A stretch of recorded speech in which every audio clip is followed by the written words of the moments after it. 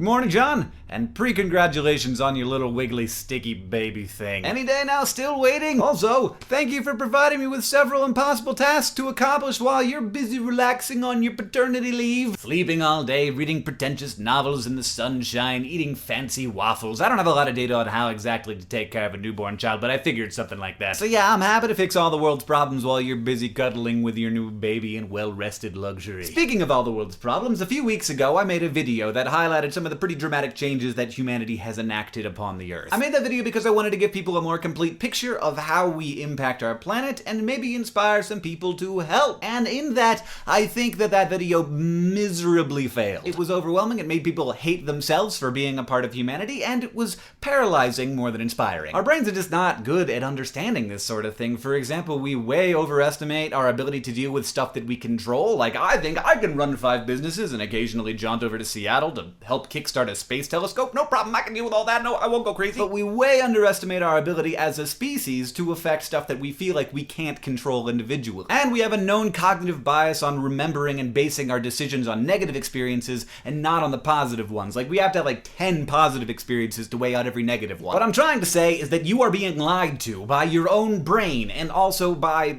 society and Fox News and to some extent me in that video I made. Humanity is not a cancer. Deforestation happens because people want to provide better lives for themselves and for their families. Rivers run dry because we're irrigating crops so that children don't starve. The amazing thing for me is that humans are constantly solving these huge problems and we never notice that we do it. We never celebrate. Disasters happen all at once. Successes happen slowly and gradually, and they are interrupted by disasters, but they continue despite them. This is a graph of the health and wealth of every country in the world from 1900 to 2011. Every country is better off. In fact, some countries in Africa are doing better now than the United States was in 1900. Here's what I think happens. I think that we look at a graph, and the graph shows something increasing, whether it's like climate change or oil use or deforestation, and there's a disaster point somewhere at the top. And that graph's gonna get there maybe in 10 years, and we think we have 10 years left to live on the Earth. But usually, we adapt, and capitalism adapts, and technology adapts, and my God, even Congress adapts. We consistently, every single year, avoid the apocalypse, not because there is one single superhero, this isn't a television drama, but because we do things together. We do these things as activists and chemists and engineers and physicists and poets and songwriters and writers and politicians and even bureaucrats. We are the superhero, none of us individually, but all of us together. My trip to Seattle to the Museum of Flight to help Planetary Resources launch their space telescope Kickstarter was inspiring, unsurprisingly, but maybe for surprising reasons. It wasn't just that,